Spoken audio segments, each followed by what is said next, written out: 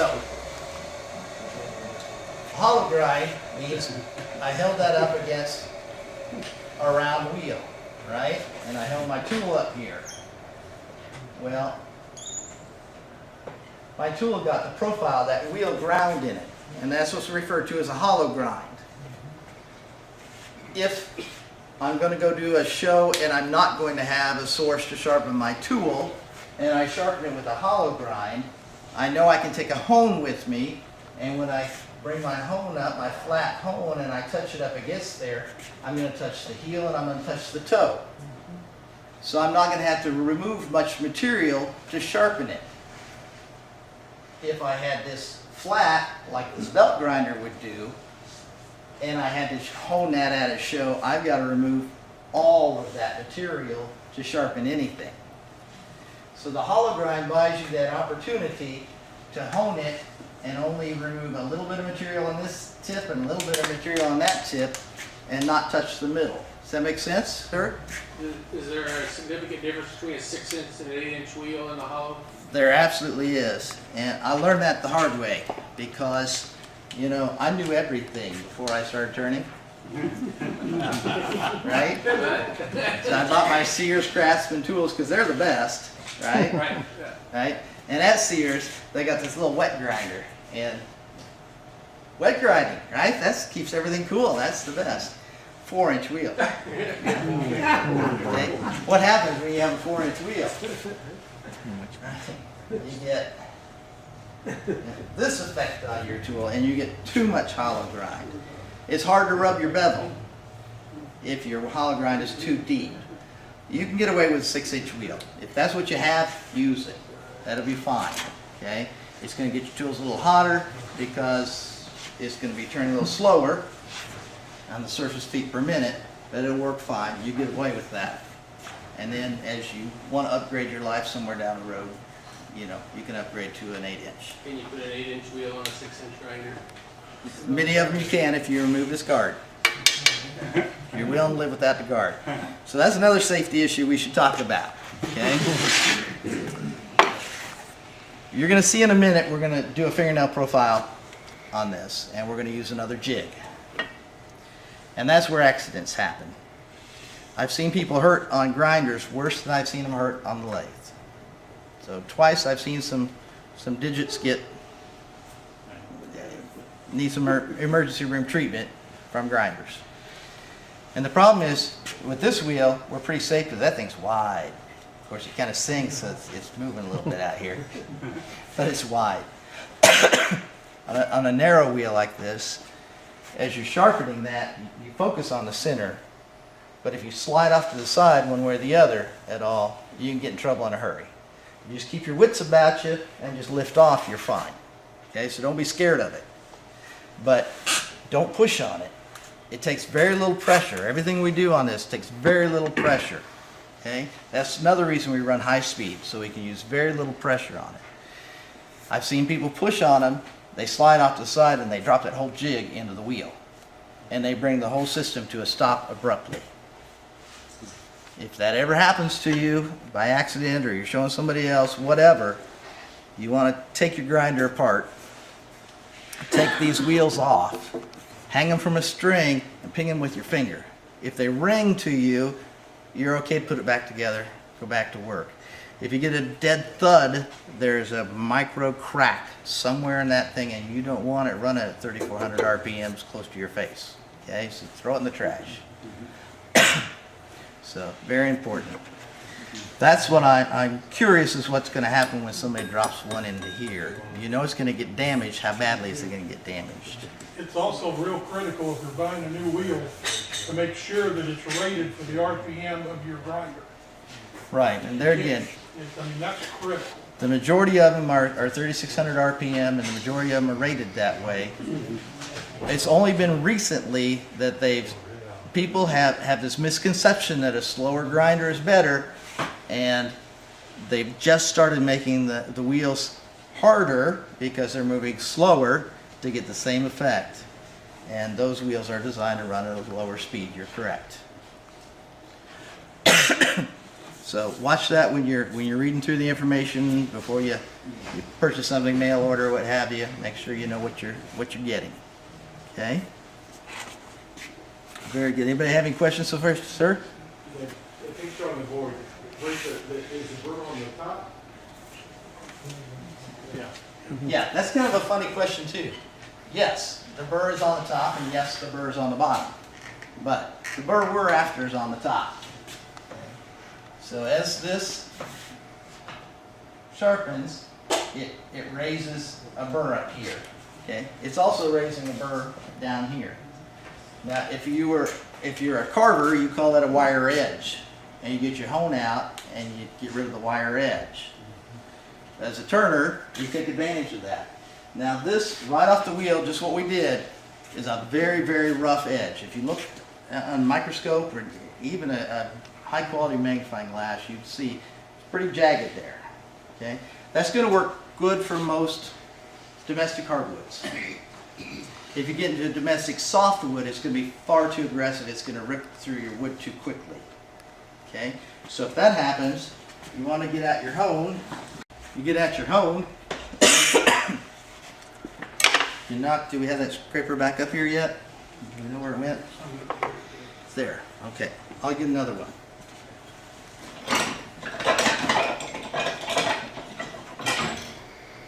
Okay. Take your hone, you knock that off.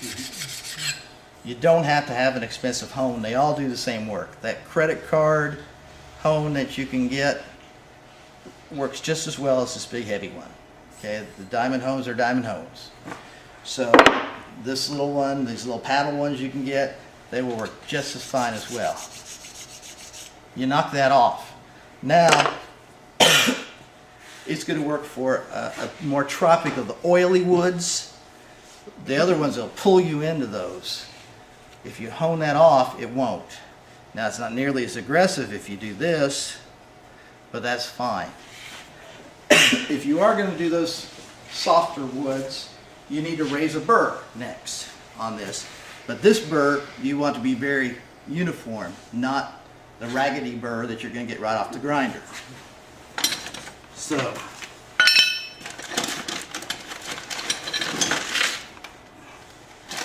I got notes here. I haven't been following them. If anybody wants walnut, there's some people that met me at the tool show. Here's their phone number. You got it on the camera. Okay. They had some walnut trees taken down, and they left behind all the limbs and the crowns, and they wanted to know if anybody wanted those, if they'd pay money for them. And I said, well, probably not much money, but you might get somebody to come pick them up. They have anchor sealed them though, so they put some time into it. Okay, so I have two different kinds of burnishers here that would be used to raise a nice burr on this. This one is a bench mounted. It should be screwed down to your workbench, okay? And it has two different angled pins here. And it's got a leverage pin.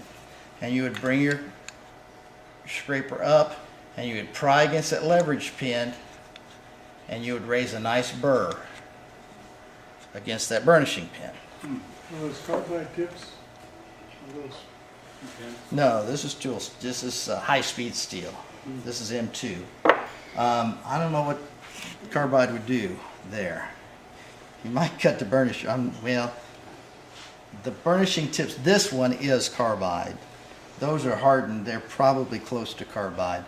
I don't know if you're going to buy much carbide on carbide. Okay, so that's going to raise a burr that's very uniform. Now, the old boy that taught me how to do this used a high-dollar screwdriver as a burnisher. Okay, this is actually Allen Lacer's carbide. It will shatter if you drop it. And then I just put it in this old Sorby handle I had, and you can raise it just simply in that fashion as well. So you don't need this tool, but it's certainly easier to do with that tool. So did I confuse you to death? You asked about if the burr was on top or bottom? Yes, it is. It's where the, instead of having the platform like that, you have it like that. So When a scraper, you turn the scraper upside down. Yes, and Jimmy Clues sharpens his scrapers upside down, and he says he does that to get a better burr. But it's going to be that ragged burr, either way. And it's going to be more ragged on the bottom side, because that's the metal sloughing off, than it's going to be at the top side, the metal that got pushed up. But yes, you are correct, and there are definitely some who do that. But you can feel that is a very sharp, nice burr there. And now I just gave away my round nose scraper, didn't I? Anybody have a round nose that needs to be sharpened?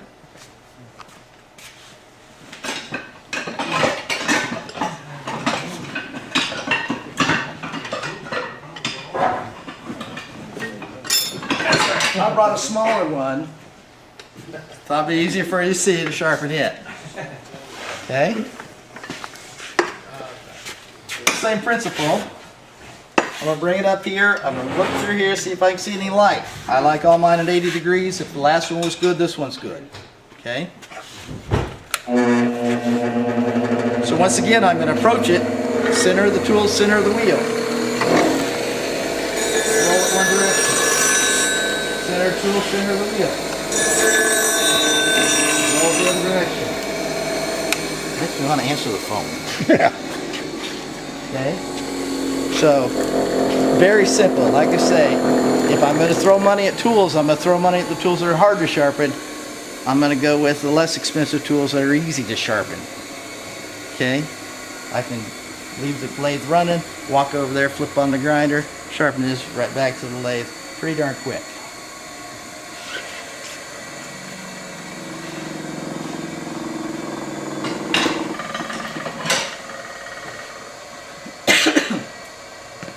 Okay, the parting tool. We've got a diamond parting tool here. It needs a ferrule. And we've got a flat parting tool. Okay?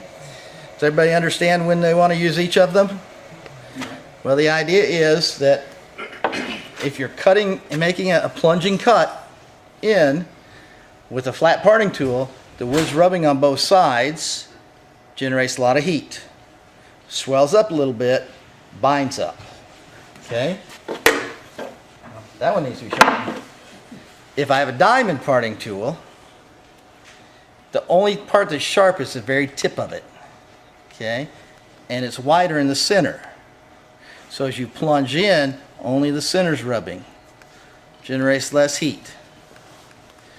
In theory, it sounds great. If you're just parting things off and you don't ever want to look at them, it's perfect. But in reality, you're wasting a lot of edge here, because only that very center, the thickest point, you can't see that it's thicker at the tip than anywhere else, can you? Gets thinner out here. Okay? So the only thing doing any work is that very center point. This tool is actually sharp all the way back.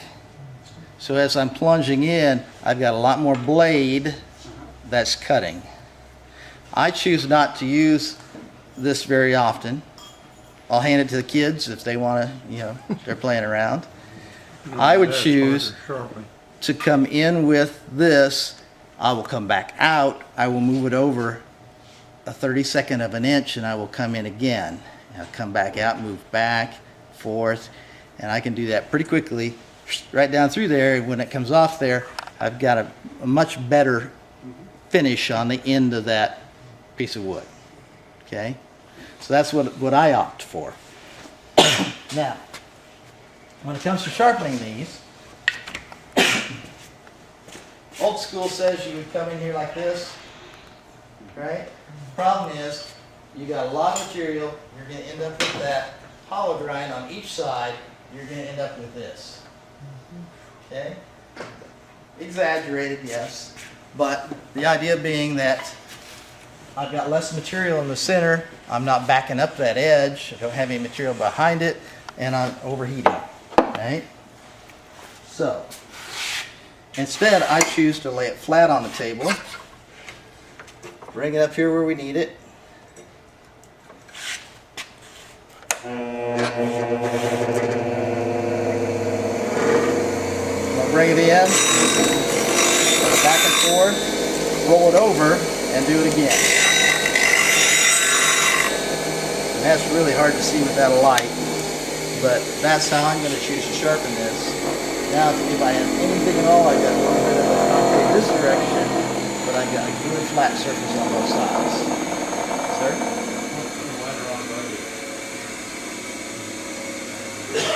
Hey, put the line on the grinder, maybe turn it off and set the grinder around. I'm sorry? The line on the grinder, turn the stick, maybe stick around. No, it hit the floor.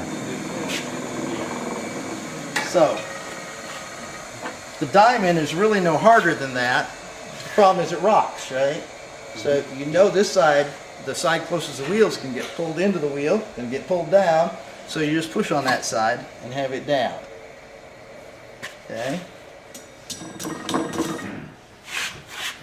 And that's how you lose your fingerprints if you want to do any funny stuff later. Okay? So I am going to have to adjust the table slightly for that. Roll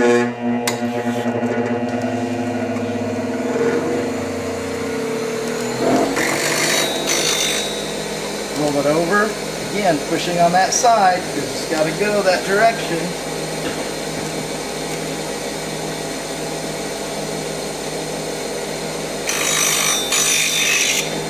And that's all it takes to sharpen it. Okay? Pretty simple. Push on the side closest to the wheel because we get pulled down that side anyway. We'll have to fix that a little bit later. Yes, sir.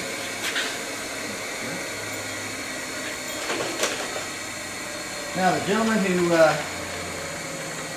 was showing these wheels at the tool show said don't ever do this, so we're going to do it. Okay. These wheels are far more aggressive than the aluminum oxide, than the ceramics, than the other wheels you're used to working with. And some folks get themselves in trouble if they have a 60-degree grind on the end of this tool, because it wants to pull it down in because it's so aggressive, and will pull it on through. But we're just going to be gingerly about things, and that's a big important part to remember anytime you're sharpening anything. You just want to be gentle. There's nothing to push hard about. Everything is finesse. Okay, so I'm going to use this trough. It's going to keep me straight. I'm going to lower this down into the wheel. I'm going to roll it. Go back and forth just slightly. Okay, and by rolling it around there, I get one facet of through there. Okay. The reason I have to run it slightly back and forth on the edges is because this tool has wings on it that stick up a little higher. When that's laying on the wheel, you've got more material there than when the rounded part's laying on the wheel. You only have very simple pieces of material there. Okay? So, by doing that, it keeps those flat. Okay? You're supposed to stop at 3 and 9. 3 and 9? When you lay it down? No, not with this tool. You would with Continental. Okay? So this one, I'm going to go on over and lay it on its side to get that place flat. The idea behind this tool is it's going to sever the fibers on each edge of the wood and scoop out of the center, right? This tool is specifically used to make something square round for your spindle stock. Okay? Your Continental would sharpen the same way.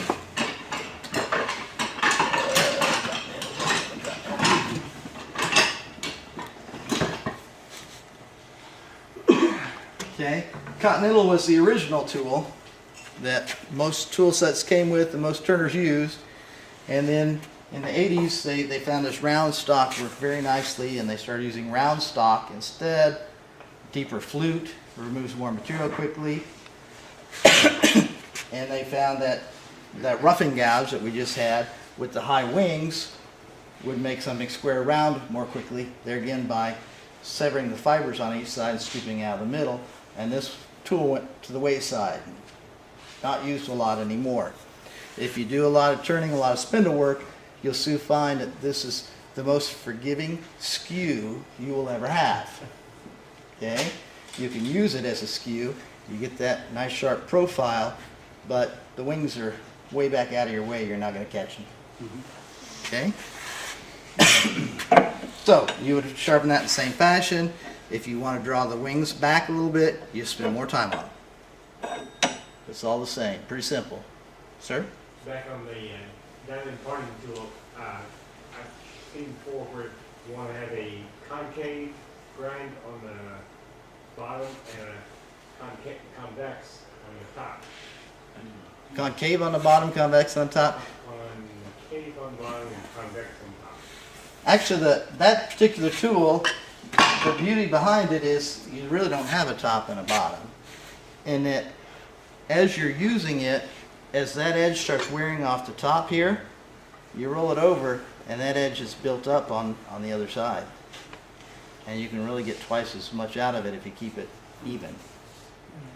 And the way I did it by doing it flat, the most concave you'll ever get is right here in the very tip, although it's pretty microscopic.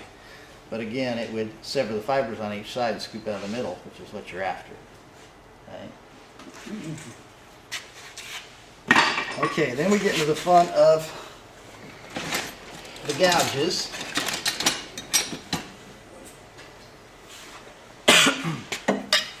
So bull gouge, spindle gouge are pretty much the same principle in sharpening. Does everybody already have theirs profiled the way they like them? Does anybody not have them profiled yet? So I keep carrying the markers away and pretty soon I won't have any. So, okay, that's my profile I like on my bolt gouge. I like this at a 45. And I like this at about a 30. Okay, on my spindle gouge, same thing, only I draw the wings back further and I make this closer to a 20. That's just me, right? Now that I have another set of bowl gouges that I have at 60 degree, that's extreme. I have a 60 degree here instead of 45 degree. Does everybody know why? Exactly. If I have this and then I have this, my 45 is going to get this deep. If it were 60, it would only get this deep. The rest of that I got to do with a scraper. I can't get my bevel down in there, right? Here, my 45, if I come this direction, I can only cut from here to here. My 60, I could cut from here to here. This corner back here is again scraper time, right? Unless you cheat and you cut backwards and then you can cut right up to it. That's an advanced technique. You can do it though. Okay? So I have 3 different lines, if you can see those, on my Wolverine jig.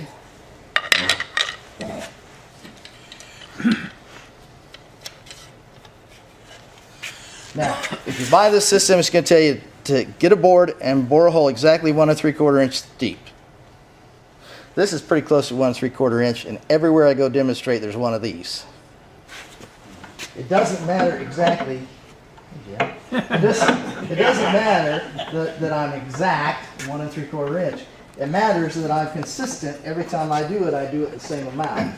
If it's an 1/8 inch over, 1/8 inch under, doesn't matter as long as I'm consistent. Okay, all that changes on that one over there. Okay. There again, now I'm putting this in the trough. I'm sliding back and forth until I don't see light. That's where I tighten down. Now, this arm has a tendency to lag down. There's a cam in there that tightens it up. So when you're sliding it back and forth, you put your fingers underneath, your thumb on top, and you hold it up. You won't get a surprise when you tighten the handle. Okay?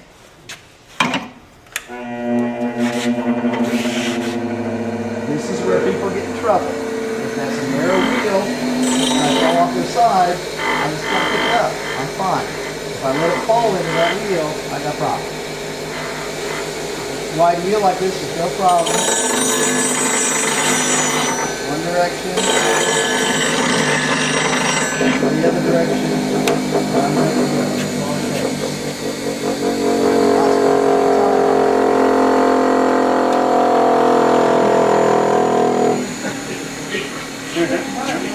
Well, it's not level on the floor now. Yeah, we moved it from where it used to living. So, anybody have any questions on that? That's the hardest tool you got to sharpen right there.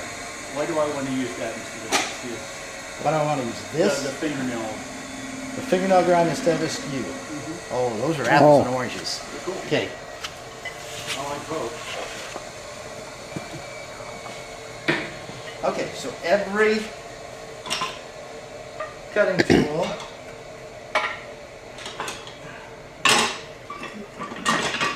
works in the same way. Okay? It's just some of the flutes, that's the same one. I need more hands there. I do. One more hand, I got it made. Okay? The deeper the flute, the more material I can remove. Okay? So, the roughing gouge, when I'm taking some square and I'm going to make it round, I want a very deep flute. Okay, there again, I'm severing fibers on each side, scooping out of the middle. Makes my square into round pretty quickly. If I'm making a bowl, I'm going to use a bowl gouge with a very deep flute because I can remove a lot of material in a hurry. Okay? I'm going to rough out my bowl with this one. I'm going to back off to the next size smaller to make my cuts as it gets thinner. And then I'm going to go to my spindle gouge, which has a very shallow flute. The more shallow the flute, the smoother the cut. I'm getting a much smoother cut by running the spindle gouge down outside or inside of that bowl, either one, as long as I don't have to hang out so far over the tool rest that I start vibrating. If that happens, now I've got to go back to the thicker Mars stock. Okay? The thinner that is, the better finish I get. You are correct. This tool operates in the same fashion. I have two flutes in this tool. I have one here, and I have one here. But it's presented to the wood at a 45-degree angle, the same way I'm going to present this one at a 45-degree angle, the same way I'm going to present this one at a 45-degree angle. But the deeper the flute, the more material it's going to remove. This one I can, on a spindle, present it at a 45-degree angle, and I will get a much smoother cut than if I present it nose on with that peeling cut. It works a little slower. So did that help? Yeah. Okay. So yes, you definitely, your skew is going to give you your smoothest cut.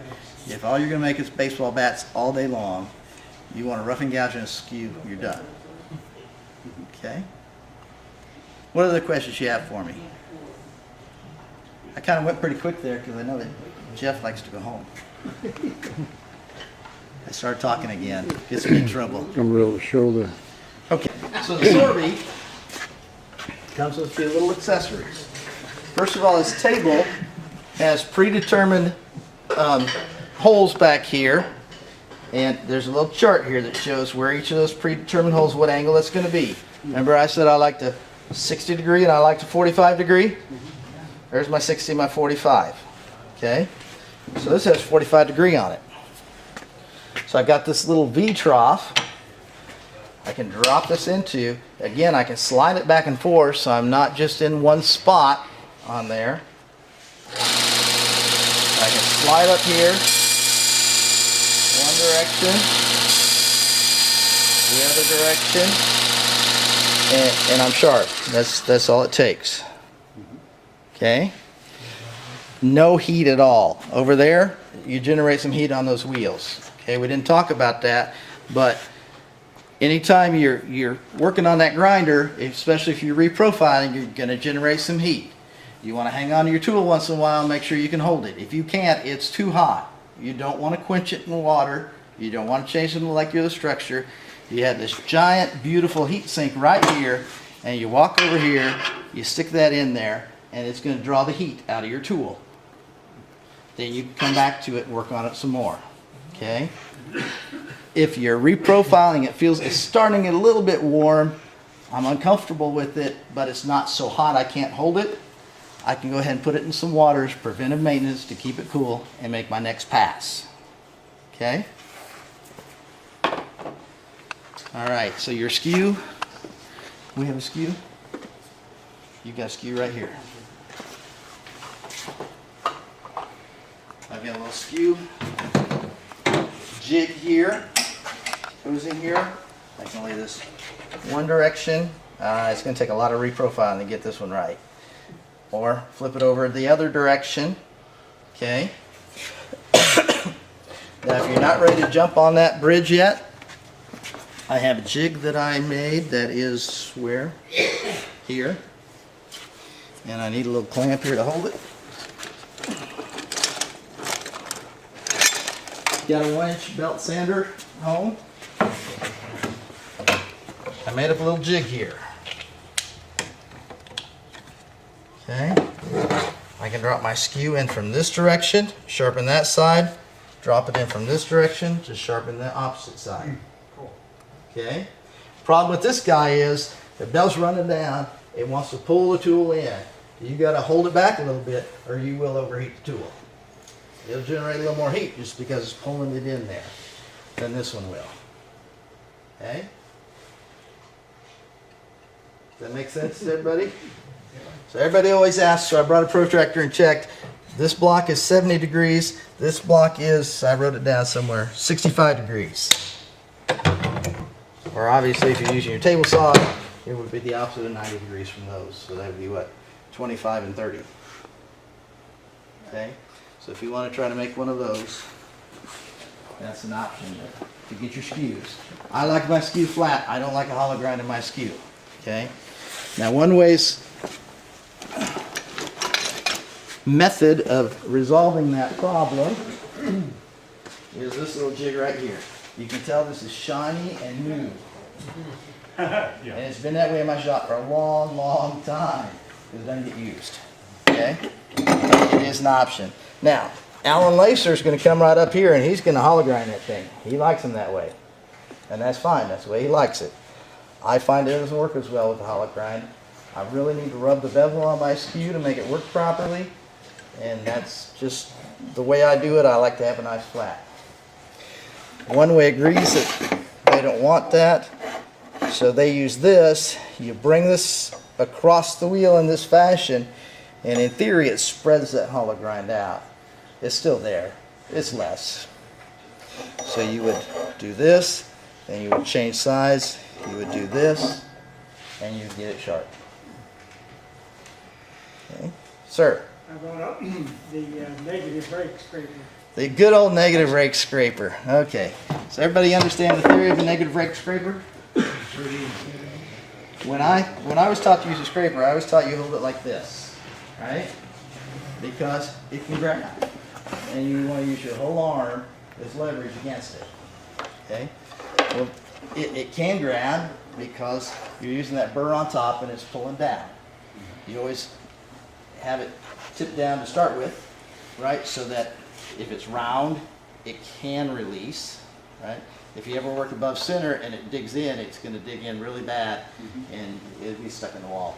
But you want it below center so it can release if it digs in.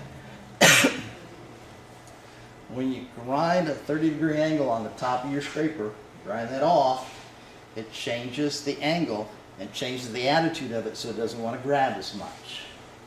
And that's where you get the... Yours is a skew. Used to be a skew. Used to be a skew. Sorry.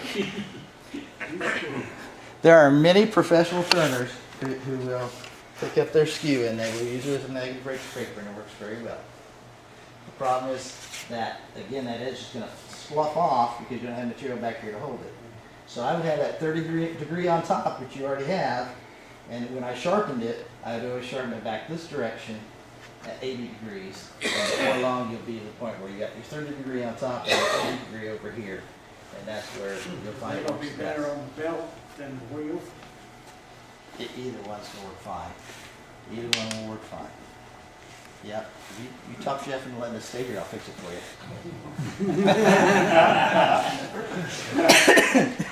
I've got that, skew jig. Oh, you got the jig here? This one? Yeah. And like I say, I prefer not to use it. I prefer to have a flat for my skew. Everybody else have any questions? No? We gotta fix your bull gouge real quick. Okay? Well, thank you very much. I enjoyed. Thank you.